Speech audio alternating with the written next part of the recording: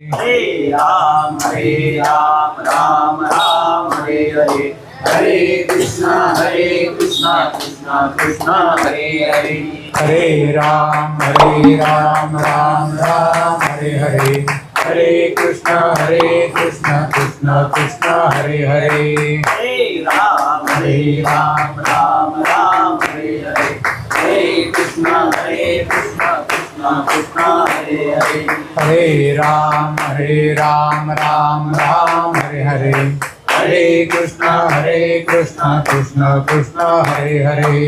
वक्रतुंड महाकाय सूर्यकोटि समप्रभ निर्विघ्नं कुरु मे देव सर्वकार्येषु सर्वदा। पुरी पुण्यभूमी पवित्र तेथे नांदतो ज्ञानराजा सुपात्र, तयाठविता महापुण्य राशी नमस्कार माझा श्री गुरु ज्ञानेश्वरासी। ब्रह्मानंदं परमसुखदं केवलं ज्ञानमूर्तिं सर्वातीतं गगनसदृशं तत्त्वमस्यादिलक्ष्यम् एकं नित्यं विमलमचलं सर्वदे साक्षिभूतं भावातीतं त्रिगुणरहितं सद्गुरुं तं नमामि। गुरुर्ब्रह्मा गुरुर्विष्णु गुरुर्देवो महेश्वरः गुरुर्साक्षात् परब्रह्म तस्मै श्री गुरवे नमः। वृक्षजालिन्दर्पटाश्च खड्गङ्गकन्दीपमच्छिन्द्रराज्या सौरङ्ग्येवानकभर्तृसंज्ञा पुण्या बभूव नवनाथ सिद्धा। ओम श्री चैतन्य नवनाथ महाराज की जय। श्री गणेशाय नमः, श्री सरस्वती नमः, श्री मार्तंड भरवाय नमः, श्री गुरुभ्यो नमः। जय जय आजी जगदुद्धारा कनकवर्णा नरहरि चतुरा ऐक्यत्व कारणे हरिहरा शक्य एक तुझे धी। तरी आता कृपा करून गंत सुतवी सुडाळ रत्नी शुभयोगी श्राव्य प्राशनी स्वीकार करी महाराजा। मागले अध्यायी मच्छिंद्रनंदन त्रिविक्रम देही संचरण गोरक्षतीर्थ स्नाना कारणे धाडेला असे मच्छिंद्रे। पहिल्यांदा ग्रंथकारांनी गणपतीला नमस्कार केला, नंतर त्यांचे जे आराध्य दैवत पंढरीश पांडुरंग त्यांना नमस्कार केला। मागच्या कथेची संगती सांगतात की मागच्या अध्यायामध्ये मच्छिंद्रनाथांनी लोकांवर उपकार करण्यासाठी त्रिविक्रम राजा जो मेलेला होता त्याच्या देहामध्ये परकाया प्रवेश केला आणि ते त्रिविक्रम राजाला जिवंत केलं। मच्छिंद्रनाथ हे शव होऊन पडलेले हे त्या शिवालयामध्ये गोरक्षनाथांना ते सांभाळण्याची जबाबदारी दिलेली आहे। गोरक्षनाथांनी तिथल्या गुरुविणीच्या मदतीनं त्यांचा तो मृतदेह त्या शिवालयाच्या भुयारामध्ये ठेवलेला आहे। आणि असे 2-3 महिने गेल्यानंतर गोरक्षनाथांचं तिथे दररोज हे त्रिविक्रम राजा यायचे, महादेवाचं दर्शन घ्यायचे आणि ह्या गोरक्षनाथांशी बरबरी भाषेमध्ये बोलायचे। त्यावेळेला गोरक्षनाथांनी त्या बरबरी भाषेमध्ये ती फक्त त्या दोघांनाच कळत होती, दुसऱ्या कोणाला ती भाषा कळत नव्हती। एक दिवशी गोरक्षनाथांनी विचारलं, गुरुजी आता मी इथं कवर थांबू? 12 वर्षापर्यंत या देहाचं संरक्षण करण्याची जबाबदारी माझी आहे आणि मी तो व्यवस्थित ठेवलेला आहे या भुयारामध्ये। ते भुयार पण त्यांनी लांबून दाखवलेलं आहे। आता मी तीर्थयात्रेला जातो। मच्छिंद्रनाथ मनात विचार करतात की काहीच हरकत नाही, देह सुरक्षित आहे हे महत्त्वाचं आहे। तेव्हा आता तुम्ही कुशाल तीर्थयात्रेला जा आणि गुरुशृंग राशीमध्ये येईन, त्यावेळेला 12 वर्ष पूर्ण होतील। त्याच्या अगोदर 4-2 महिने तुम्ही अगोदर इथे या। यापरी गोरक्षनाथ मही भ्रमता नाना तीर्थ तो गोदा तटी अकस्मात येऊन या पोचला। तो गोदा तटी भामा नगर त्या अरण्यात गौरनंदन परमथाला क्षुदा तुर जठरा नले करून या पुढे चालून गोरक्षनाथांनी तीर्थयात्रेला जायचा बेत केला, निघाले। आणि जात असताना त्यांनी गोदावरीच्या तटातटाने जात असताना एक भामानगर नावाचं गाव लागलेलं आहे आणि त्या गावामध्ये गेल्यानंतर त्यांना लागली भूक, तहान पण लागलेली आहे। त्यावेळेला का आपल्यासारख्या सोयी नव्हत्या आणि पायी प्रवास, उन्हाचा कहर, वरती सूर्य तापतोय, खाली वाळू आहे। आणि अशा वेळेला त्यांनी विचार करून त्या ठिकाणी मनात विचार आणला की आता जर आपल्याला कोणी जेवण दिलं तर फार बरं होईल। दुपारच्या वेळेला प्रत्येकाला भूक लागती आणि त्यांना पण भूक लागली, म्हणून त्यांनी तो विचार मनात आणला। आणि त्यांच्या दृष्टीला एक शेतकरी मुलगा पडलेला आहे, तो 10 वर्षाचा मुलगा आहे आणि तो तिथं आता त्यांनी निहारी सोडली आणि दुपारी जेवणाच्या बेतांमध्ये आहे। अशाच वेळेला यांनी जाऊन तिथं आदेश म्हणून गरजांना केलेली येऊन बहुंती भिक्षां देही। त्याबरोबर तो जो शेतकऱ्याचा मुलगा होता तो अडाणी होता, पण मात्र मनाने खूप सरळ होता आणि त्यांनी आलेले पाहिले अतिथी आणि म्हणे महाराज या बसा, तुम्ही कोण कुठले? त्यावेळेला ते सांगतात मी गोरक्षनाथ आहे आणि अशी अशी तीर्थयात्रा करता चाललेलं आहे, मला खूप भूक लागली, तहान लागली. ते म्हणे गुरुजी लगेच बसा. त्यांनी त्यांच्या हात लोखंड त्यांच्यामधलीच त्यांना देव केलेली आहे, त्यांना जेव घातलं, पाणी पाजलं आणि मग त्या ठिकाणी गोरक्षनाथ मनामध्ये खूप प्रसन्न झालेले आहे. वेळच्या वेळेला भूक भागली, तहान भागली. मग त्यांना वाटलं की याचं शेतकऱ्याचं मुलं तर आपण कल्याण केलं पाहिजे, याचं मीठ आपण खाल्लं. म्हणून असा मोठा विचार करून त्यांनी त्या मुलाला सांगितलं की अरे तुझं नाव काय? त्यावेळेला तो म्हणतो की महाराज माझं नाव माणिक आहे आणि माणिक तुला काय पाहिजे असेल ते माग. तू जे मला आता काही जेव खाऊ घातलं त्याच्यामुळं मी खूप प्रसन्न झालेलो आहे. आणि त्यावेळेला तो जो शेतकऱ्याचा मुलगा होता तो मनाने होता सरळ, पण मात्र त्याची जी वाणी आहे ती थोडी कठीण होती. तो म्हणतो की अहो तुम्हीच भिक्षा मागत फिरतात, तुम्ही काय देणार आहे आम्हाला? असं म्हटल्यानंतर गोरक्षनाथ मनात चाकटलेले की मुलगा हुशार आहे आणि त्यांनी आपल्याला सुद्धा प्रत्युत्तर केलेलं आहे. तन्याय कृषी नरोद्र मा धरून आले तुष्टमय मा मग प्रसन्न होणे चित्त द्रुमा बरच फळा दावितो म्हणे कृषी काम काम मिळवला आहे तिह धर्मी जेरू म्हणे स्वामी आता कासे हा पुसता हो. तरी महाराजा आटाआटी करावी प्रथम कार्यासाठी, कार्य झाली या व्यर्थ जावटी अन्याय शिकासे शिनवाव्या हो. तुम्ही वास्तविक पाहता ही चौकशी कोण काय कुठला ते जेवणाच्या अगोदर करायला पाहिजे होती, पण हरकत नाही तुम्ही नंतर विचारलं. पण मात्र तुम्हीच जर स्वतः जर असे जर भिक्षा मागत फिरतात, तुम्ही मला काय देणार आहात? तेव्हा आता तुम्ही काही मी काही तुमच्याकडे मागणार नाही, तुम्ही आता तुमच्या आल्या रस्त्याने निघून जा. गोरक्षनाथांना मनामध्ये मोठी मजा वाटलेली आहे की हा साधारण मुलगा आहे पण मात्र बोलण्यामध्ये खूप चतुर आहे. परी तुवा माते दिधले अन्न तेणे मम चित्त झाले प्रसन्न तरी तव दे किंचित पण सत्य असेल होत माते जे जे कामना असेल तू ते पूर्ण पावशी फळ सहिते ये रे ऐकून कृषी त्या त्यासे उत्तर देतसे म्हणे महाराजा मही पाठी तुम्हीच हिंडता भिकेसाठी तरी तो मोह धरून पोटी माते काय द्यालजी. आता हा जो मुलगा होता बालबुद्धी होता, तो त्याचं मनी झाली काही नाही. तो म्हणतो की महाराज मी काही तुमच्याकडे मागणार नाही का, तुम्ही भिक्षा मागत फिरता, तुम्ही काय मला देणार आहे तरी? नाथ म्हणे रे एक दान तुवा दिले झालो प्रसन्न तरी काहीतरी म्हणजे पासून मागून घे कृषी राया. येरू म्हणे उगला आईचं तुवा काय द्यावे आम्हास तरी काही न मागू सुरस पंथ आपला तुम्ही काय द्यावं आम्हाला, आम्ही मागू नये तुम्ही पण देऊ नये. तेव्हा आता तुम्ही जेवण खाऊन केलेलं आहे, पाणी पिणे प्यालेलं आहे, अजून पाहिजे तर पाणी प्या आणि तुमच्या रस्त्याला लागा.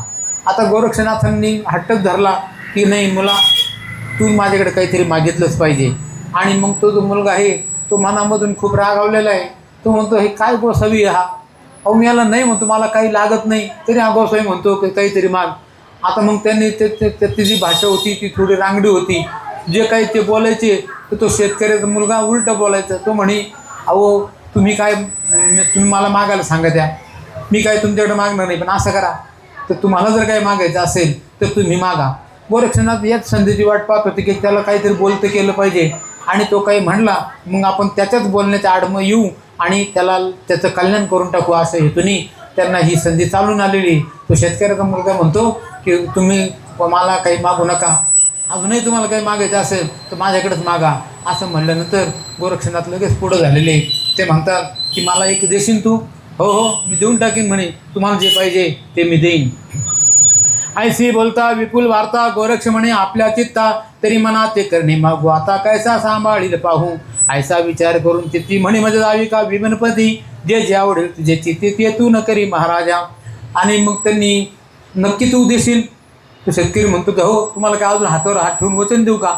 आणि हे घ्या वचन हातावर हात ठेवू. त्यांनी वचन दिलेलं आहे. मग गोरक्षनाथांनी काय मागितलं त्यांच्याकडं? ते गोरक्षनाथ ते साधू होते, त्या मुलाचं कल्याण करायचं होतं त्यांना. मग त्यांनी सांगितलं की बाय आता मी तुझ्याकडे मागतो, तू देणार आहे ना? हो म्हणे देईन.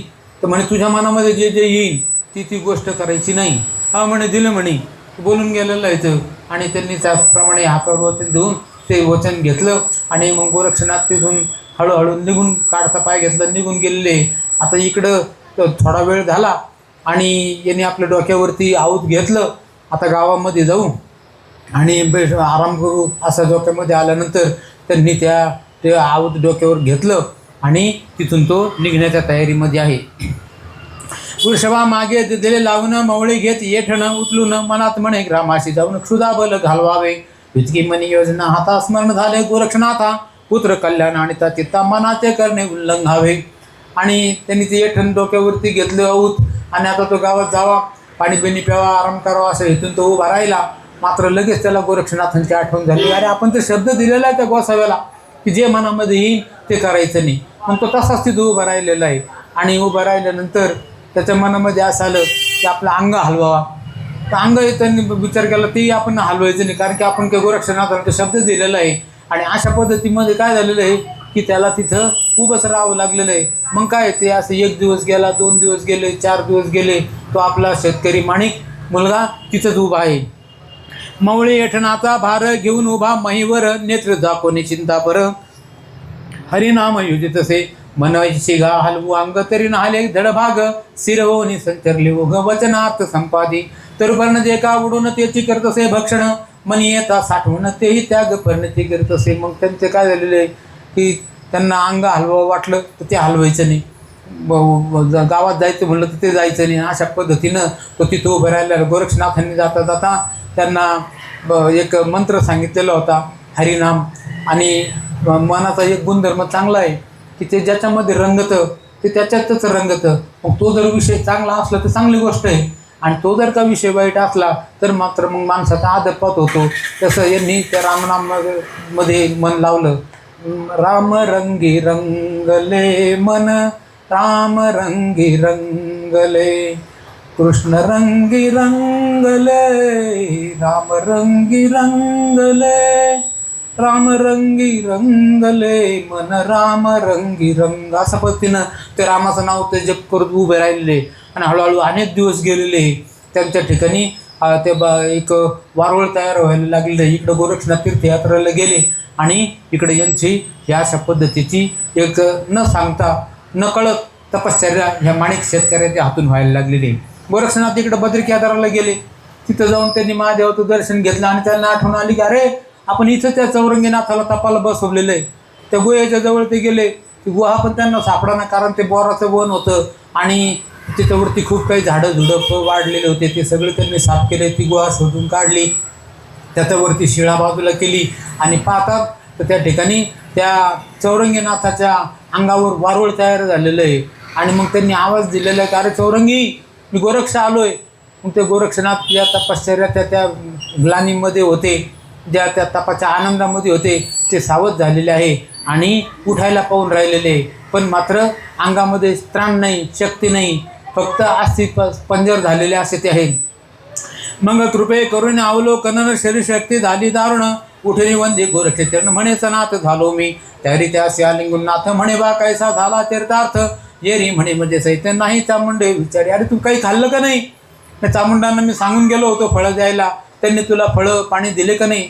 ते म्हणे महाराज त्यांनी त्यांचं काम केलं होतं. चामुंडा पण आलेले आहे गोरक्षनाथांची चावल लागल्यानंतर. ते म्हणतात की महाराज आम्ही यांना फळं दिले, पाणी दिलं, पण मात्र यांनी ती शिळा आपल्या डोक्यावरती जीवन आदळेल या भीतीनं काहीच खाल्लेलं नाही, पाणीसुद्धा प्यालेलं नाही. अशा पद्धतीनं ते आतापर्यंत जगून आहेत.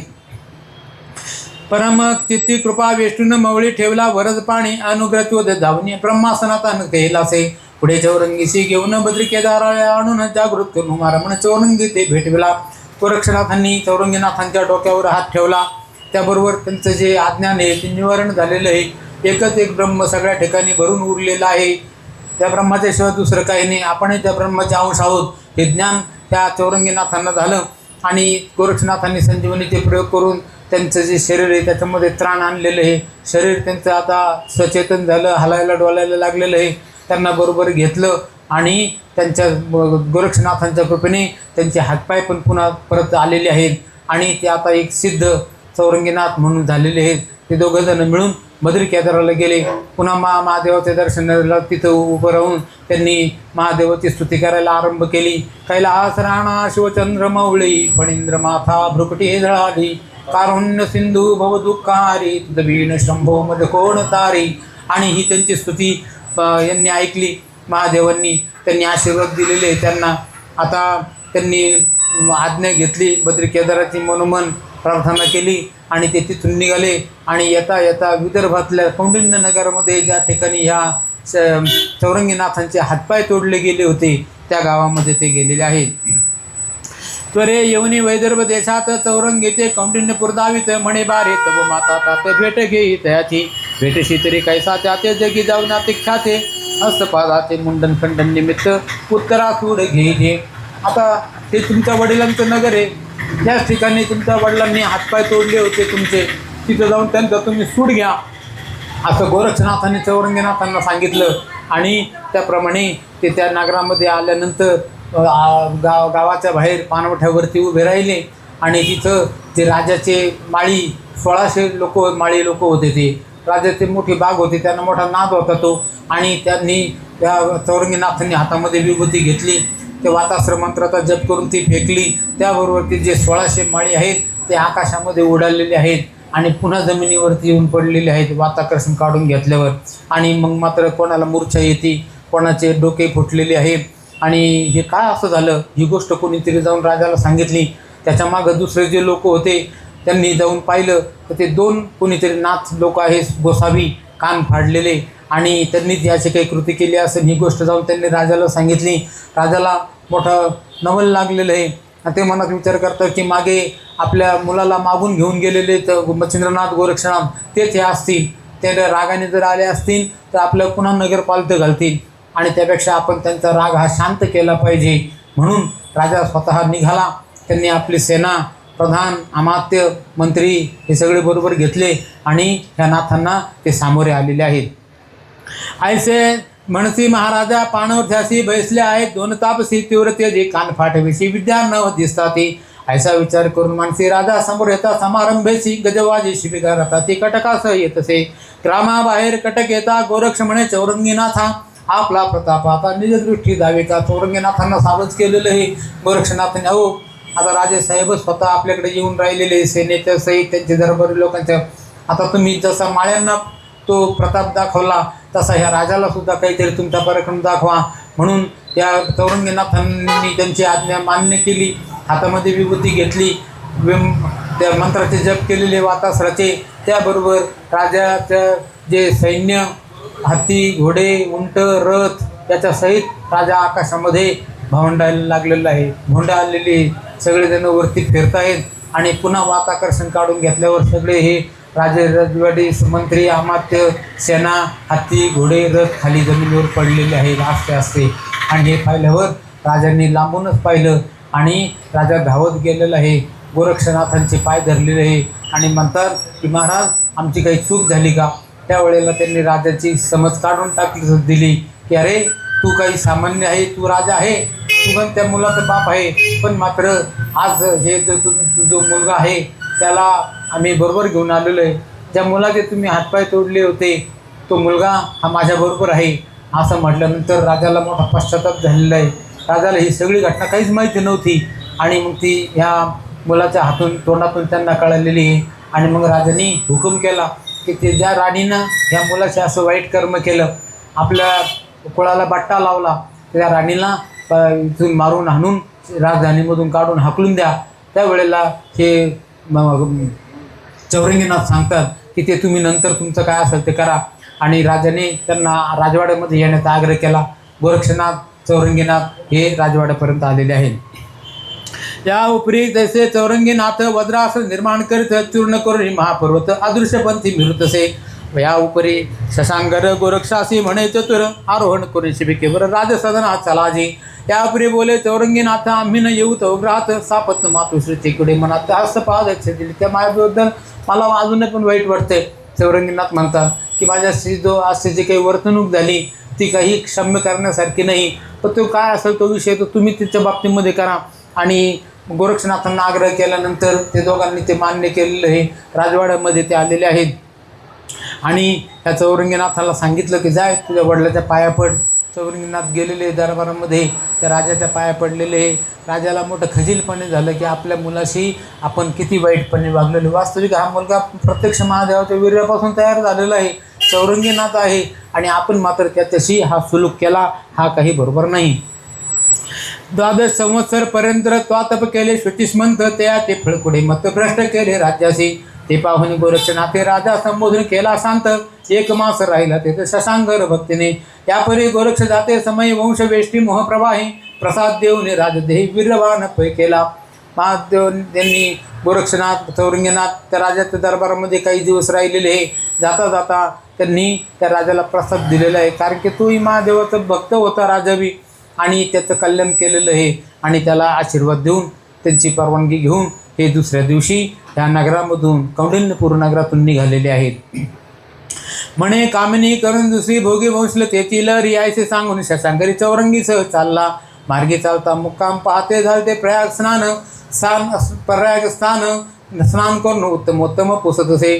तिथून ते निघाले आणि प्रयागाला आलेले, कारण की आता शिवराशीत गुरु येणार आणि तेवढ्यामध्ये आता आपण जाऊन त्या राजाचं शरीर पाहिलं पाहिजे. आणि कारण की मच्छिंद्रनाथांचं ते शरीर त्या प्रयाग स्थानामध्ये ठेवलेलं होतं शिवालयामध्ये, आणि तो वेळ आता आलेला आहे असा विचार करून हे तिथं गेलेले हे दोघंजण आहेत, गोरक्षनाथ आणि चौरंगीनाथ. श्री जाती बोलती एक परिकरणी करते आणि मध्ये वाटती चाळक समक्ष दृष्टी पहावे. ऐशी ऐकून त्याची वाणी परम घाबरला गोरक्ष म्हणी. मग एकांत गुहा सदनी विदारून पाहत असे. तो ते मोकळे गुहागर आत नाही कलेवर. मग नेत्री दाटून मोहाचा पुरुष शोक सिंधू न जाणो या गुरुविनीनं त्याचं रक्षण केलं का नाही.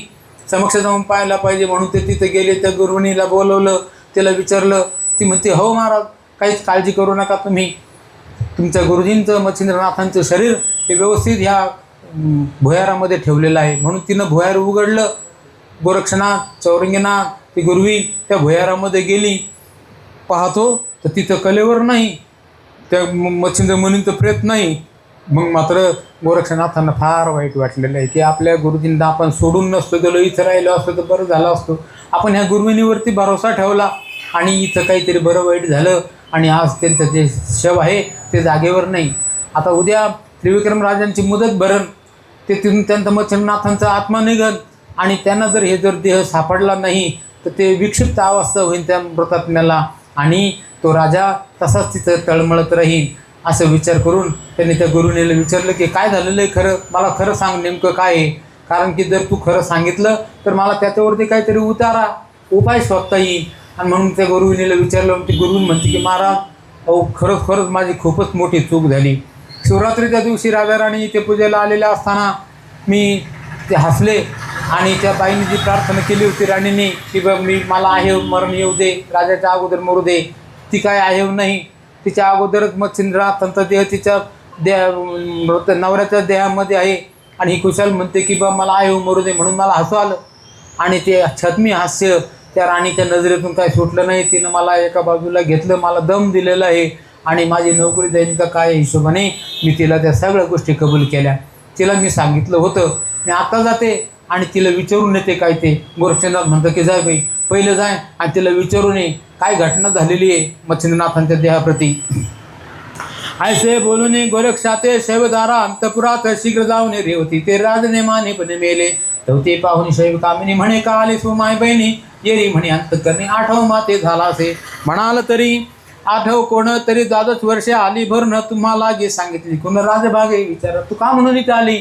असं ज्या वेळेला गुरुनेला विचारलेलं आहे त्यावेळेला ती गुरुन म्हणते की बाईसाहेब, अहो फार मोठा अनर्थ झालेला आहे.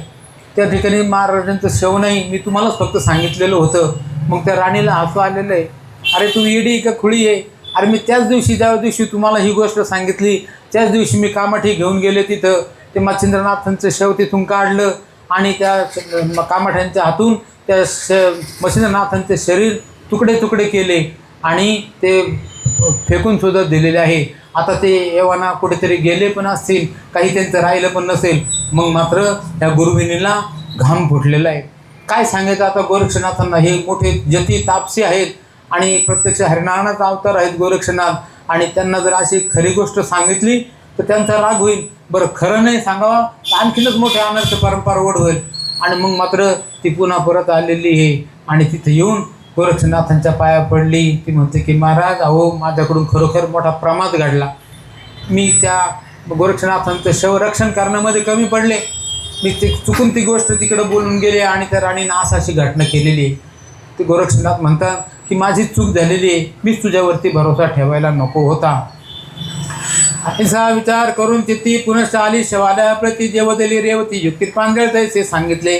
जरी अवज्ञा करून जंतूचे झाले भक्षण, तरी आता शोधार्थ म्हणून मच्छिंद्र शरीर ठेवावे. न द्यावे तिसी शिक्षे कारणे, ते न पावसे निश्चय पूर्णे. कोणी तरी ठाया लागून मच्छिंद्र देह असेल की गोरक्षनाथ विचार करतात की आता या बाईला काय करावं.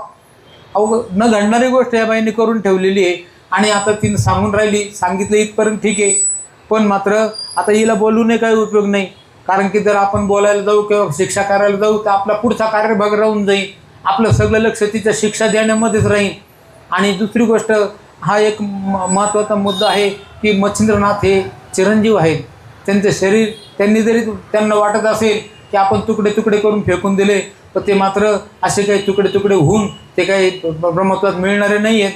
ते तुकडे तुकडे कुठेतरी असतील म्हणून त्यांनी अंतर्ज्ञान लावलं, ध्यान लावलेलं आहे आणि ध्यानामध्ये विचार करून राहिलेले आहे की मच्छिंद्रनाथांचं तुकडे ते शरीराचे झालेले तुकडे कुठे आहेत, त्यांचं आत्मदेह कुठे आहे. मग त्यांना त्यावेळेला ध्यानामध्ये आलं की प्रत्यक्ष महादेवांनी पार्वतीला आज्ञा दिली होती, त्यांनी यक्षिणी पाठवल्या, त्या यक्षिणींनी ते मच्छिंद्रनाथांचे शरीराचे तुकडे गोळा केले, यक्षिणींनी शिवले, त्याचा मोठा देह तयार केला.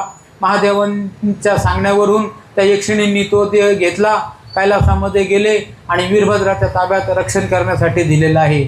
आणि त्या कैलासामध्ये तो मच्छिंद्रनाथांचा देह सुरक्षित आहे आणि तिथं वीरभद्र सगळ्या गडांना सांगून राहिलेलं आहे.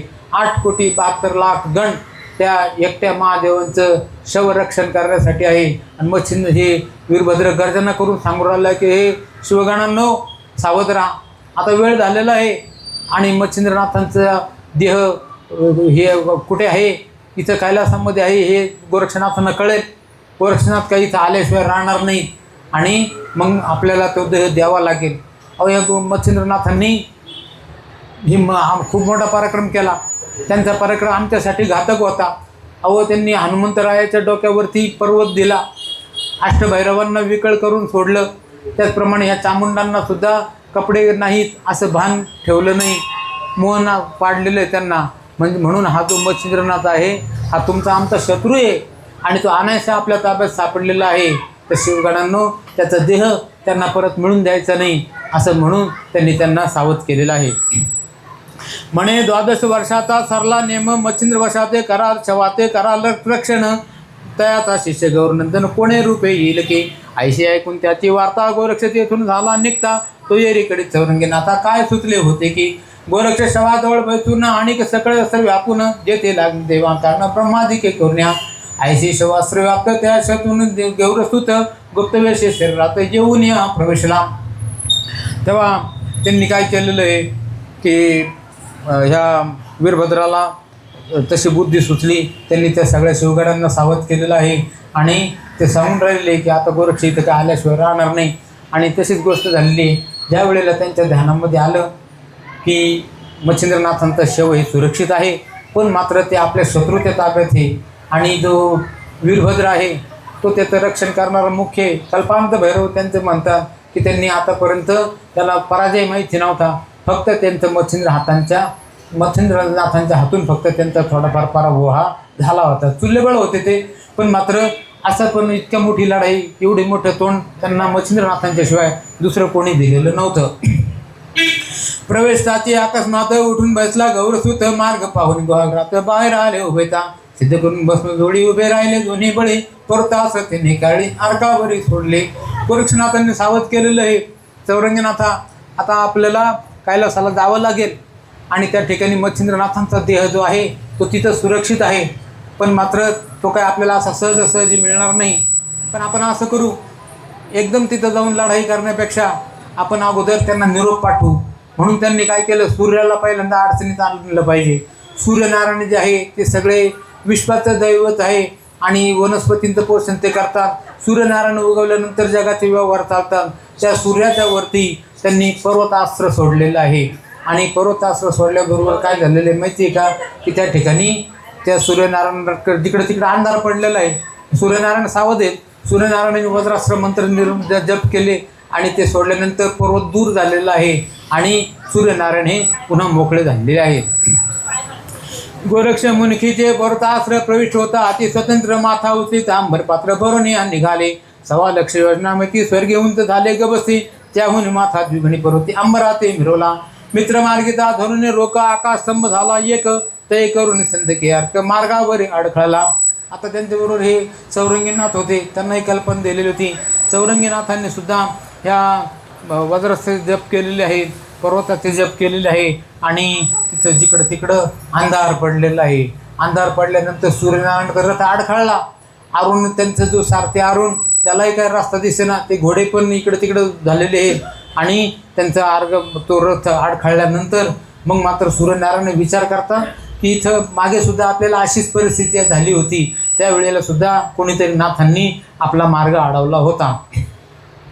ऐसे पाहता अर्क अंतरी तो समजला नर गोरक्ष केसरी. मग चंदनास मयूरी येऊन या प्रगटला. येता देखते अर्क राज काय करसे व विजय ध्वज.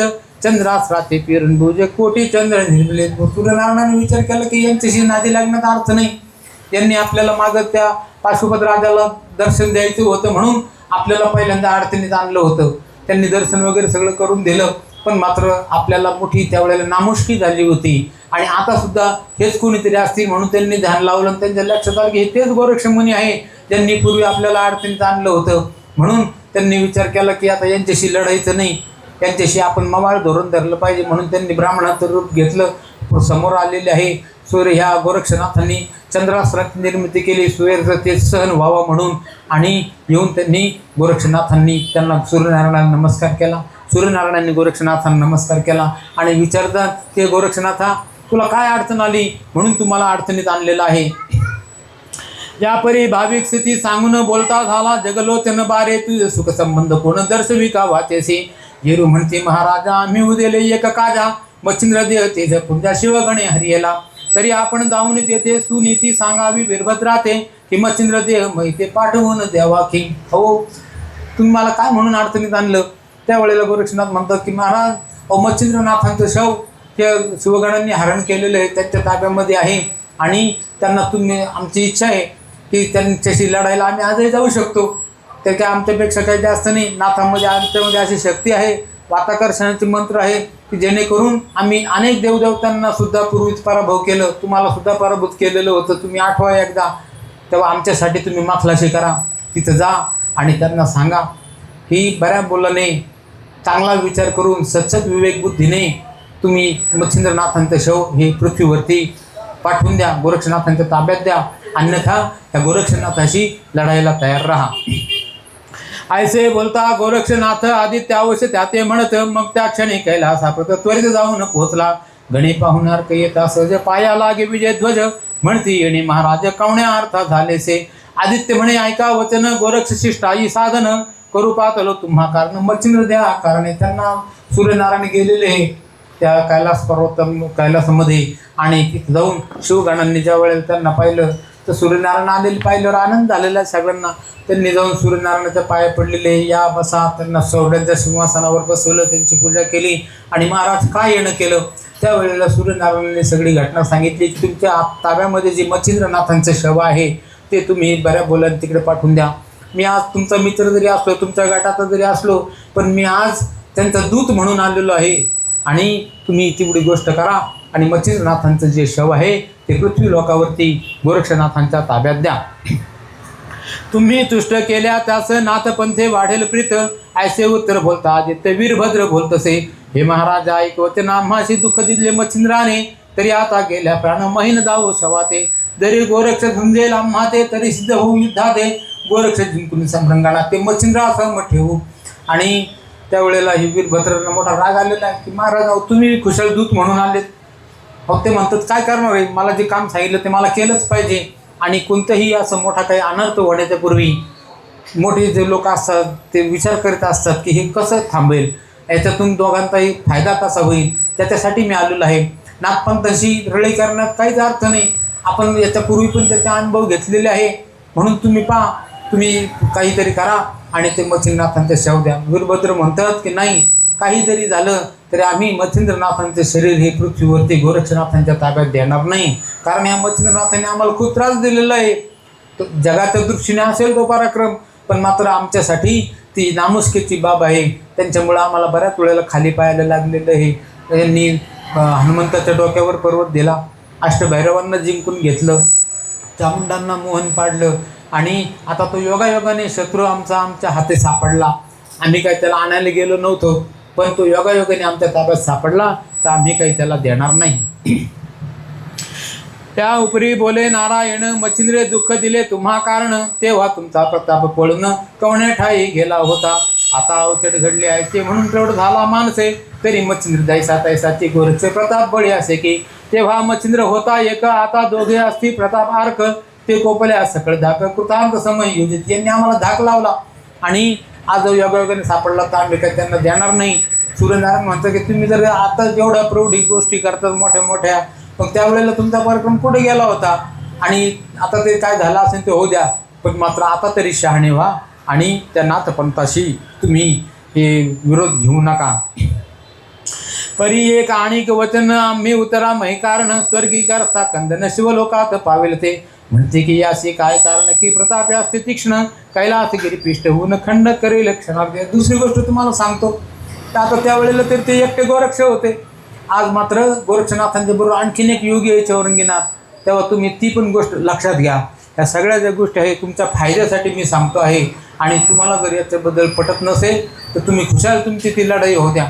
अजून एक गोष्ट सांगतो की ती जी होणारी लढाई आहे ती इथं कैलासामध्ये नका होऊन देऊ, कारण की तुमच्या त्या आडमुठ्या धोरणापणामुळं ते कैलासपूर्वक हा पीठ होऊन जाईल, आणि मग मात्र विनाकारण ह्या बाकीच्या लोकांना त्याचे कष्ट भोगावं लागत असतील. तुम्हाला काय लढाई करायची असेल तुम्ही पृथ्वी तलावरती जा आणि गोरक्षनाथाशी तिथे जाऊन लढाई करा. परी ते पाहून येथील वस्ती विनाश होईल स्वर्गाप्रती, मग त्या कोपे पशुपती शासन करेल तुम्हा ते. भो भवानी अति प्रती करते ते गोरक्ष मच्छिंद्राप्रती, पहा शरीर रजसवेचा मुंडा हाती कैलासात हे पाठविले. तरी आता शिवान कळता मानेल तैसे करावा चित्ता, ऐशी गोष्ट आदित्य बोलता सर्वांपरी मानली. अजून एक तुम्हाला गोष्ट सांगतो की अहो तुम्ही ज्या मच्छिंद्रनाथांची द्वेष करता, अहो त्या मच्छिंद्रनाथांच्या वरती आणि गोरक्षनाथांच्या वरती प्रत्यक्ष महादेव पार्वती किती माया करतात. अहो त्यांचं शरीर ते असं त्या राणीनं तोडून फेकलं, पण मात्र स्वतः पार्वतीने ते गोष्ट महादेवांच्या लक्षात आणून दिली. महादेवांनी आपला पुत्र स्नेह जाणला आणि तिथं चामुंडांना त्या यक्षिणींना पाठवून ते शरीराचे तुकडे जोडले, ते शिवले आणि त्याचा देह तयार करून तुमच्याकडे पाठवलेला आहे. तेव्हा हे जे स्वतः जर आपले मालकीन जर त्यांच्यावरती प्रीती करतात, कारण की ते देवाचे भक्त आहेत ते, आणि ते आपल्या देवाच्या गटाचे आहेत, तेव्हा तुम्ही अजूनही शहाणे व्हा, विवेक करा, आणि ती लढाई तुम्हाला जर लढायचीच असेल तर इथं कैलासात नाही, तिथं भू लोकावरती जा आणि तिथं लढाई करा. तरी आता शिवान कळता मानेल तैसे करावे चित्ता, ऐशी गोष्ट आदित्य बोलता सर्वांपरी मानले. मग वीरभद्र म्हणे सर्व गणासी तुम्ही जावे सर्व महेशी, दुःख लागता काही रणासी मीही येतो मागून. माष्ट भैरव गण अवश्य म्हणून गर्ते गमन विमाने प्रत्यक्ष घेऊन शस्त्रास्त्राधिक उतरले. अजून वेळ आहे, त्रिविक्रम राजाच्या शरीरातून त्यांचा मच्छिंद्रनाथांचा आत्मा निघेल, आणि तोपर्यंत त्याच्या आतमध्येच हे शिवगण हो, अष्टभैरव हो, तुम्ही सावध व्हा. विमानामध्ये बसा, पृथ्वी तलावरती जा, त्या ठिकाणी प्रयास स्थानावरती त्या शिवालयामध्ये ते गोरक्षनाथ चौरंगीनाथ आहेत, तिथं जाऊन त्यांच्याशी लढाई करा, त्यांना जिंकून घ्या, म्हणजे मग पुढचा प्रश्न येणार नाही आणि मच्छिंद्रनाथांचं शव हे आपल्याच ताब्यामध्ये राहील. 72,84,00,000 येताच देखे नाथ गोरक्ष, मग चौरंगी ते बोले प्रत्यक्ष सावध होई मम वत्सा. असो शिवगणी येताच मही लोटते झाले शस्त्रप्रवाही, ते गोरक्षे पाहून त्या समय वज्रास्त्र निर्मित असे. गोरक्षनाथांना ही कल्पना होती जे काही सूर्यनारायण शिष्टाई करतील ते लोक काही मानणारे नाही, आपल्याला माहिती आहे त्यांचा स्वभाव, म्हणून त्यांनी लगेच चौरंगीनाथांना सावध केलेलं आहे. आणि तेवढ्यापुरते हे लोक निघाले तिकडून, राक्षस आपले महादेवाचे गण विमानामध्ये बसले, ते आलेले भूतलावरती, विमानं लावले जागेवरती आणि त्यांच्यावरती धावून आलेले हे. मच्छिंद्रनाथांनी गोरक्षनाथांनी चौरंगीनाथांना सावध केलं, हातामध्ये विभूती घेतली, आपल्या त्या अस्त्रांचे जप वगैरे पण आपली विद्या लखलखीत गेलेली आहे. स्वतःच्या भोवती वज्रास्त्राने रांगोळी काढली, त्या दोघांच्या भोवती वज्रास्त्र फिरतं आहे, आणि ह्या लोकांनी येऊन अचानक त्यांना गाठावा अशा हिशोबाने बरचे भाले, त्याचप्रमाणे तलवारी, कट्टरी, गदा वगैरे जे काही शस्त्र आहे ते त्यांच्यावरती फेकून मारलेले आहे. पण मात्र या दोघांच्याही भोवती जे वज्रास्त्र फिरत होतं त्याच्या योगाने ते सुरक्षित राहिलेले आहे, आणि ते जे फेकलेले शस्त्र आहे ते बाजूला जाऊन पडलेले आहेत. काळास्त्र आणि वज्रास्त्र महाकठीण स्पर्शास्त्र, त्या माझी धनवास्त्र प्रळय करे आगळा. ते पाहून गोरक्षनाथ प्रेरिता झाला जलदास्त्र, त्यामागे पर्वतास्त्र जागोजागी करतसे, त्यामागे खगेंद्रास्त्र, त्यामागे संजीवनी अस्त्र, मग प्रेरी इंद्रास्त्र ते जाऊन या झगटले. आता चौरंगीनाथ ते त्यांना विद्या शिकवलेली होती गोरक्षनाथांनी. त्यांनी अनेक अस्त्रांचे प्रयोग त्यांच्यावरती केलेले आहे. अग्निअस्त्र देवांच्या वरती सोडलं, त्याचप्रमाणे धूम्रास्त्र सोडले, त्याबरोबर तिकडे तिकडे धूर झालेला आहे. वातास्त्र पण फेकलेलं आहे. स्पर्शास्त्र सोडलेले, त्याबरोबर जे शिवगण आहेत त्यांचे पाय जमिनीला चिकटलेले आहेत. आणि त्याच्यामागं पर्वतास्त्र, त्याच्यामागं खगेंद्रास्त्र, असे सगळे अस्त्र ज्या वेळेला एकदा त्या शिवगणांच्या वरती चालून आले, त्यांना विचार करायला सुद्धा संधी मिळालेली नाही. आणि त्याच्या योगाने त्यांना मोठा मार बसून राहिलेला आहे. विभक्तास्त्र, देवास्त्र, कठीण ती झगडती त्वरे करून, आयसे अस्त्र परिपूर्ण गणास्त्र ते भोगिती, त्यावरी काय करी चौरंगीनाथ हळूची मोहनास्त्र प्रेरित, ते संचरोणी गण हृदयात जग मिरवत पिसाडपणे. चौरंगीनाथांनी त्याच्यामध्ये मोहनास्त्राचा प्रयोग केला आणि ते ज्या वेळेला त्या देवांच्या वरती सोडलेलं आहे, त्याच्या योगाने काय झालेलं आहे, देवांच्या हृदयामध्ये भ्रांती तयार झालेली आहे, विक्षेप तयार झालेला आहे. हे कार्य करावं का नाही करावं, आणि त्यांना ते मोहन पडलं, दोरा पडलेला आहे.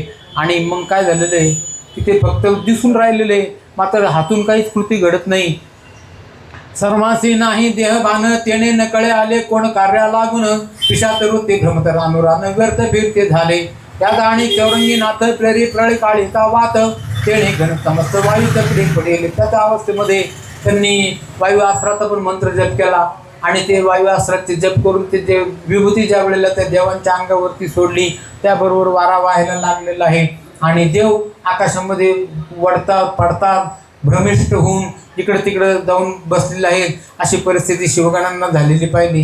त्याच्या मागं वीरभद्रांनी त्यांना जे पुढं पाठवलेलं होतं, त्याला असं वाटलं होतं की आता बरीचशी हानी यांनी या गोरक्षनाथांना चौरंगीनाथांना पोचवलेली असेल, आपणही जाऊ आणि आपण जे काही उरलेलं आहे ते त्यांचा समाचार आपण पाहू. म्हणून ते ज्या वेळेला वीरभद्र येऊन पाहतात देवांचे सेनापती, तर त्यांच्या सैन्याचीच अशी वाताहत झालेली आहे. त्यांनी पराक्रम तर काही केलाच नाही, करायला वेळच मिळाला नाही, कारण चौरंगीनाथांनी गोरक्षनाथांनी तशी संधीच त्यांना दिलेली नाही. आणि याच्या उलट मात्र शिवगण अस्ताव्यस्त झालेले आहे, मोहन पडलेले आहे त्यांना. आणि मग त्या वीरभद्राला मोठा राग आलेला आहे की हे आपल्याहीपेक्षा वरचढ ठरून राहिलेले आहेत. तो वीरभद्र मागुनी चामुंडे सहित युद्धा लागे आला त्वरित, परिशिवगण पाहुणे अगवस्य परमचित्ती क्षोभला, मग धनुष्यात टणत कारुणी बाण योजिले अपार गुणी, कामास्त्र ब्रह्मास्त्र कार्तिक त्यांनी विविध बाणी सोडत जाऊ. देव हो, तुम्ही का घाबरता, तुम्ही व्हा पुढे, मी आहे तुमच्या मागं. म्हणून त्यांनी धनुष्यावरती बाण चढवले, त्याच्यावरती ह्या कामास्त्राचे मंत्र जप केले, ब्रह्मास्त्राचे जप केले आणि ते त्या चौरंगीनाथांच्या वरती, गोरक्षनाथांच्या वरती सोडलेले आहे. आणि त्याबरोबर ते शक्ती आकाशामध्ये तळपली, वासव शक्ती. आणि मग तिथे मोठ्या मोठ्या ठिणग्या पडायला लागलेल्या आहे, जाळ दिसायला लागलेलं आहे. आणि ते अस्त्र त्या गोरक्षनाथांकडे आणि चौरंगीनाथांकडे येऊन राहिलेलं आहे. ते पाहुणी चौरंगीनाथ रती अस्त्र प्रेरी त्वरित, त्याने कामास्त्र निश्चित मूर्छित पडेले. त्यावरी चौरंगीनाथ दशा सूर्यास्त्र प्रेरित, ते पाहुणे नाभिसूत झडझडून पळतसे. आता त्याची ब्रह्मास्त्र, वासव शक्ती, याच्यावरती उतारा काय होता, फक्त ज्ञान आज्ञास्त्र, कार्तिकास्त्र, त्याचा मंत्र जप करून ते विभूती त्यांनी त्या अस्त्रांच्यावरती सोडली. त्याबरोबर ती वासव शक्ती ही क्षीण झालेली आहे.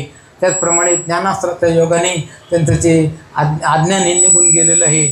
मग तेवढ्यामध्ये ह्या चौरंगीनाथांनी काय केलेलं आहे की रती अस्त्राचा मंत्र जप केला, त्याच्यामध्ये कामास्त्राची योजना केली, देवांच्या वरती ते सोडलेलं आहे. आणि देव हे सगळ्या बाबतीमध्ये श्रेष्ठ, पण मात्र त्या स्त्रियांच्या बाबतीमध्ये मात्र ते खूप वाहत जाणारे होते. त्यांना अशी ती बाधा झाल्यानंतर त्यांच्या मनामध्ये कामभावना उत्पन्न झालेली आहे. कशाची लढाई, कशाचं काय, ते फक्त कामाचीच आराधना करायला लागलेली आहे. चित्ती म्हणे नोहे बर्वे वेद हरतील आता सर्व, शंकासुर प्रताप नवबुदे पुन्हा झाला असे. ते पाहुणी चौरंगीनाथ रत्यास्त्र प्रेरिता त्वरित, त्याने कामासे त्वर निश्चित मूर्छित येऊन पडेले. चौरंगीनाथांनी रत्यास्त्र मंत्राचा प्रयोग केला. देवांचे अस्त्र हे क्षीण झालेले आहेत. आणि ह्या चौरंगीनाथांनी विचार केला की आता यांच्याशी आपण कवर जरी अस्त्र पाठवत राहिलो, ते आपले अस्त्र तोडणार. देवांनी आपलं जे काही अस्त्र आपल्याकडे फेकले त्याचा आपण प्रतिकार करणार. असं करीत करीत ही लढाई कवर पण संपणार नाही. तेव्हा आता यांच्याशी लढायला आपण आपल्या दानवांना पाठवू, म्हणजे जे पूर्वी जे राक्षस मरून गेलेले आहे, एक एक राक्षस मारण्यासाठी एक एक अवतार झालेला आहे आणि ते राक्षस ह्या चौरंगीनाथांनी विभूतीद्वारे पुन्हा जिवंत केलेले आहे. ते राक्षस सगळे जिवंत झाले आणि ह्या शिवगणांनी पाठवलेल्या महादेवाच्या सैन्यावरती जाऊन आदळलेले आहेत. ते पाहुणी भद्र जाती मत्स्यास सोडले, निगुती त्याने कुंत शांती अदृश्यपणे मिरवले.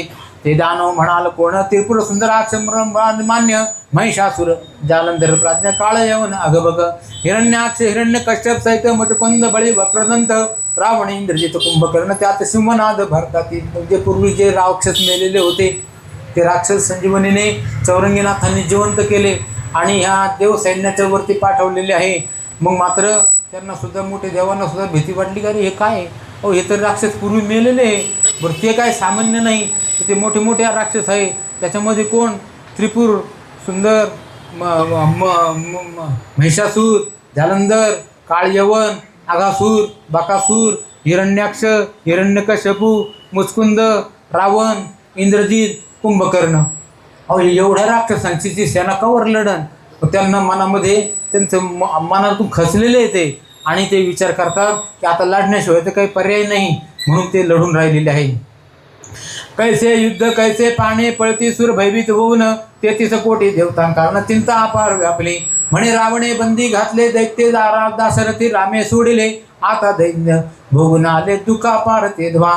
ऐसे होनी भयाभीत कंपे व्यापिले ते समस्त, असो भूवर जाऊन वैकुंठात निवेद ती श्रीरंगा. मग मात्र त्यांनी विचार केला की आता आपल्यानंतर लढत राहू, आणि इकडं देवांनी एक शानपण केलं. काही लोक दूतांना त्यांनी विष्णू भगवंताकडे पाठवलेलं आहे, महादेवाकडे पण निरोप पाठवलेला आहे.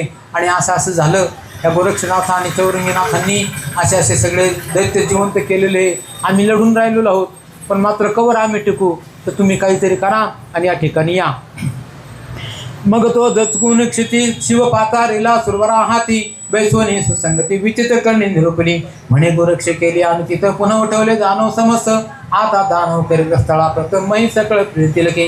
विष्णू भगवंतांनी पाहिलं की आता आपण एकट्याचं हे काम नाही. ते म्हणले की आपण तर जाऊ पुढं, पण लगेच इकडं मागं दूत पाठवलेले आहे महादेवांकडे सुद्धा की महादेवा आम्ही चाललो पुढं. असे त्या गोरक्षनाथांनी राक्षस उठवले आणि तिथं मोठं रणकंदन माजलेलं आहे आणि हे कवर पण चालू राहील, तेव्हा तुम्ही लगेच आम्ही जातो पुढं असं म्हणून ते थोडंफार सैन्य घेऊन ते विष्णू भगवान पुढं आले. त्यांच्या मागे महादेव शंकर सुद्धा आलेले आहे. म्हणे गोरक्ष केले अनुचित पुन्हा उठवले दानव समस्त, आता दानव करी रथ तळापत सकळमय नेतील की. एक एक दानवासाठी आपण माराया झालो कष्टी, कल्पवरी अवतार जेठी धरून या भिडलो. प्रळय कालापर्यंत आम्ही त्यांच्याशी लढाई केली आणि तेच राक्षस पुन्हा या गोरक्षनाथांनी चौरंगीनाथांनी जिवंत केलेले आहे. तरी आता कैसे करावे निवटील कैलासा सकळ दानवे, हा मूर्ख तो वीरभद्र राव व्यर्थ द्वेषी मिरवला. मग सोडून वैकुंठाची येते झाले गोरक्षापाशी, म्हणते भाव विपरीत मैसी पुत्रा हे काय म्हणले. हे कशामुळे झालं, या गोरक्षनाथांचा मागणी केलेला देह मच्छिंद्रनाथाचा तो काही पाठवला नाही. या सगळ्याला कारणीभूत कोण आहे, तर हे वीरभद्र आहेत असं ज्यावेळेस त्यांच्या लक्षात आलं, त्यावेळेला त्यांनी सामोपचाराची भूमिका स्वतः विष्णू भगवंतांनी घेतली. ते आलेले हे पुढं आणि त्यांच्या दोघांच्या मध्ये जाऊन उभे राहिले लढाईमध्ये. आणि त्या गोरक्षनाथांना सांगतात की गोरक्षनाथा अहो शांत व्हा, काय कशामुळे तुम्ही हे चालवलेलं आहे. त्यावेळेला ते सांगतात की अहो असं यांनी आमच्या गुरुचा देह घेतला. आम्ही त्यांना सांगितलं की बा त्या आमच्याकडे ताब्यात द्या, आम्हाला काही लढायचं काही कारण नव्हतं, पण मात्र यांनी त्या उत्तर उर्मटपणाने उत्तर दिलेलं आहे आणि तो देह काही परत दिलेला नाही. आम्हाला देह घेतल्याशिवाय ते ही लढाई थांबणार नाही. तरी आता कृपा करून अदृश्य करी दानवांकारण, येरी म्हणे गुरुसभा आणून द्यावे आधी मज लागे. मग शिवे बोलावून चामुंडेची मच्छिंद्र शवान छळवाते आणविले महिषी, म्हणे बारे घे राक्षसांची शांत दृष्टी धर. कार्य काही बी असू दे, पण हे जे राक्षस तुम्ही जे निर्माण केले आणि जे महादेवाच्या सैन्याबरोबर लढताय, यांना पहिलं आवरा, त्यांना तुम्ही काही करा आणि त्यांच्यापासून ह्या देव सैन्याला सोडवा. आणि त्यावेळेला तुम्हाला काय पाहिजे, महादेव स्वतः पण आलेले, त्यांनी पण गोरक्षनाथांना शांत करण्याचा प्रयत्न केलेला आहे. गोरक्षनाथ तुला काय पाहिजे, गोरक्षनाथ म्हणतो की मला काही नको, माझ्या गुरुचं जे शव आहे त्याच्यासाठी मी एवढी लढाई मांडलेली आहे. लढाई मात्र जारी आहे. ते ज्यांनी जे जिवंत केलेले राक्षस आहे ते राक्षस एकमेकांना भिडलेले आहेत आणि इकडं त्या राक्षसांच्या बरोबर हे महादेवाचे शिवगण लढाई करताय. तरी अवतार घेऊन पुन्हा योजा रणकंदन, ना तरी वीरभद्राची आस्था सोडून द्यावी लागेल तुम्हा ते. यावरी बोली भालदृष्टी येर पोर नाही म्हणे पोटी, परी नाथा राक्षस जेथे दुःख देतील आम्हा ते. तेव्हा आता गोरक्षनाथ म्हणतात की आता ही लढाई थांबणार नाही, मच्छिंद्राचं शव आणून द्या. त्यांनी त्याप्रमाणे चामुंडांना बोलवलं महादेवांनी. ते शव आणलेलं आहे. ते म्हणतात की भाऊ गोरक्षनाथ हे तुमच्या ताब्यात घ्या, पण मात्र ही लढाई थांबवा. आणि इकडं काय झालेलं आहे, गोरक्षनाथ म्हणतात की आता याच्यामध्ये थोडासा उशीर झालेला आहे. उशीर असा झाला की दानव काही आता लढाई थांबवायला तयार नाही. आणि हे दानव हे जे वीरभद्र जो आहे तो वीरभद्रसुद्धा ह्या लढाईमध्ये मरू शकतो. कारण की जर आम्ही जर ते राक्षसाचा मारण्याचा संकल्प केला तर त्या राक्षसाबरोबर नुसते राक्षसच नाही, तुमचा जो वीरभद्र आहे तो सुद्धा मरून पडेल. ऐसे दुःख सांगावे किती परी सांगावी कृपा देठी, वेगी निवटी राक्षसांप्रती पुत्र मोह सांडला. एक मधुदैत्य माजला त्याने पळविले रानो राणी आम्हाला, शेवटी एकादशीने त्याला मृत्युमुखा पाठवल्या. एका मधुदैत्यासाठी आम्हाला रानोरान पळावं लागलं होतं. त्यावेळेला एकादशीने अवतार घेतला आणि आम्हाला त्याच्यातून निवारण केलं. गोरक्षनाथ म्हणतात की आता सगळं खरं आहे, तुम्ही मच्छिंद्र शवसुद्धा द्यायला तयार आहे, पण मात्र आता ह्या गोष्टी माझ्या पण हातात राहिलेल्या नाही. मी जर आता त्या राक्षसांना मारण्याचा संकल्प केला तर ते राक्षस तर मरतीलच, पण त्यांच्याबरोबर हा वीरभद्रसुद्धा मरून पडेल. आणि वीरभद्र हा महादेवाचा जीव प्राण होता. त्यांना पुत्रासारखा त्यांचा मोह त्याच्यावरती होता आणि ते सुद्धा विचारत पडलेले की आता येथे काय करावे. ऐसे वीरभद्र आणि रक्षस संपूर्ण एक मेळे माजले कंदन, येरीकडे विष्णूंनी तुष्ट बिला गोरक्ष. तुष्ट होता गोरक्ष जती वाता कर्षण अल्पयुक्ती, भस्मचुमटी रणकंदना प्रति फेकून या देतसे. आणि ते म्हणतात की पहा आता तुम्ही म्हणता तर मी या ठिकाणी ही लढाई थांबवीन, त्या राक्षसांना मारून टाकीन आणि त्याच्याबरोबर मात्र तुमच्या ह्या वीरभद्राचा सुद्धा हा देह पडून राहील. असं ज्या वेळेला त्यांनी पाहिलं आणि काही करा पण मात्र ही लढाई थांबवा या निर्णयापर्यंत महादेव शंकर त्याचप्रमाणे विष्णू भगवान आले. त्यांनी ह्या गोरक्षनाथांची आणि ह्या चौरंगीनाथांची क्षमायाचना केलेली आहे. कशासाठी तर ह्या बाकींचं त्यांचं रक्षण व्हावा याच्यासाठी. मग मच्छिंद्र हे गोरक्षनाथ आणखी चौरंगीनाथ प्रसन्न झालेले आहे. त्यांनी ते वाताकर्षणाचे मंत्र जाप केलेले आहे आणि ती जी विभूती आहे ती त्या राक्षसांच्या तिकडं फेकली. त्याबरोबर काय झालेलं आहे, वारा व्हायचा थांबला. राक्षसांना वीरभद्राला सुद्धा श्वास घेता येईना, वायू कोंडलेला आहे. सगळेजण पडले आणि त्याच्यामध्ये राक्षससुद्धा मरून पडलेले आहे. आणि हे मच्छिंद्र दोस्त आपले वीरभद्र ते सुद्धा पडलेले आहे. त्याच्यामध्ये आग्नेयास्त्राचा जप केलेला होता तोही काही मागं घेता येईना. आग्नेयास्त्रामध्ये हे सगळे राक्षस वीरभद्रासहित जळून भस्म झालेले आहेत. चबळ असले वाताकर्षण ठाऊक नव्हती देव दानवांकारण, परिनाथ पण ती येऊन प्रसन्न झाली कृपेने. असो वीरभद्र आणि दानव समस्त रणी निमाले प्रतापवंत, त्यावरी गोरक्ष तेलफुल आग्नेयास्त्र सकळ केले भस्मतेने. आता मग गोरक्षनाथाने जे सोडलेलं आग्नेयास्त्र होतं त्याच्यामध्ये राक्षस तर मेले, पण मात्र मग हे वीरभद्रसुद्धा मेलेले आहेत आणि त्यांचा जो देह त्या राक्षसांच्या सहित सगळ्यांचे देह हे तिथं जळून पडलेले आहेत. जिकडं तिकडं रानामध्ये त्या जागोजागी हाडांचे गंज आहेत, त्या रक्षाचे गंज आहेत. आणि अशा परिस्थितीमध्ये त्या सगळ्यात मोठं दुःख कोणाला झालं असेल तर महादेव शंकराला झालेलं आहे की काय आपलं वेळ आली आपल्यावरती की आपला जो वीरभद्र आहे त्यांनी जर एवढं जर गोष्ट लावून धरली नसती तरी आम्हालाही सांगितलं नाही तर आम्ही जर माहिती जर असतं तर आम्ही त्यांना ते असं कधीच करू दिलं नसतं. पण मात्र अविचाराने मोठ्या माणसांना विचार न करता यांनी निर्णय घेतला आणि आज आपल्याला आपल्या मुलाला गमावायची वेळ आलेली आहे. परम साधून योजने चित्ते पाठ होऊनी वक्त्याप्रती भला भला म्हणून मुक्ती शोधे करते तत्कृपे. परमावधाना योजने चित्त वक्ता झाला धुंडी सुत, नरहरी मालू नाम जात संत सेवे अनुसरला. तेव्हा आता त्या ठिकाणी सगळीकडे शांतता झालेली आहे. युद्ध थांबलं आणि जिकडं तिकडं युद्ध थांबल्याबद्दल देवांनी उत्सव केला. पण मात्र एक दुःख पण आहे की वीरभद्र मात्र त्या ठिकाणी मृत्यू पावलेला आहे. आता त्या ठिकाणी महादेवांनी मोठा शोक मांडलेला आहे. आता ते शोकाचं वर्णन त्याचप्रमाणे देवदानवांनी पुढं काय काय घटना झाल्या तो जो सगळा विषय आहे तो पुढच्या अध्यायामध्ये येईल.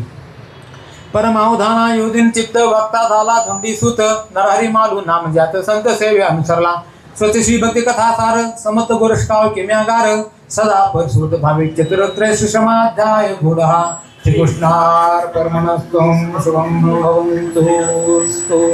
श्री गणेशाय नमः. श्री सरस्वती नमः. श्री मार्तंड भरवाय नमः. श्री गुरुभ्यो नमः. जय जयाजी रघुत्तमा आराध्य वसी प्लवंगमा जटायुनामी व्यंगमा मुक्तिदाता रक्षक तू. तरी आता कथा प्रसंगा पुढे बोलविनो सर्व प्रसंगा जेणे ऐकून श्रोते अंगा अनुभवतील महाराजा.